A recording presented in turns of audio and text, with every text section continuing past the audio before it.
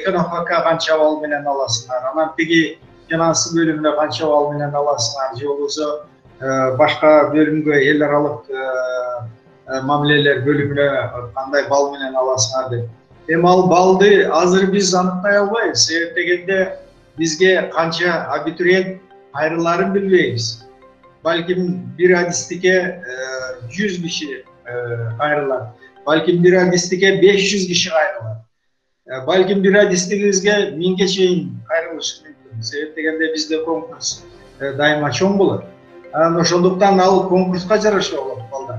Азыртадан ал баллды эч ким тиги мисалы эл аралык мамилелер бөлүмүнө мынча балл менен алабыз деп айтуу ошибка болот, ал туура эмес. Негизги тест деген болот, жалпы республикалык тестированияда. Ошонун баллы негизги көрсөткүч ошол болуп эсептелинет. Бирок биз дагы алдыда бир 10-15 күндүн аралыгында дагы чечебиз. Кайсы адистиктерге кошумча тесттерди талап кылабыз. Мисалы, эл аралык мамилелер бөлүмүнө англис тилинен кошумча тесттин эмесин сертификатын талап кылышыбыз мүмкүн.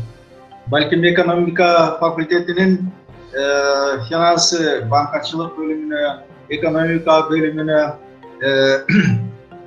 жана менеджмент бөлүмүнө дагы математикадан кошумча тест талап кылышыбыз мүмкүн.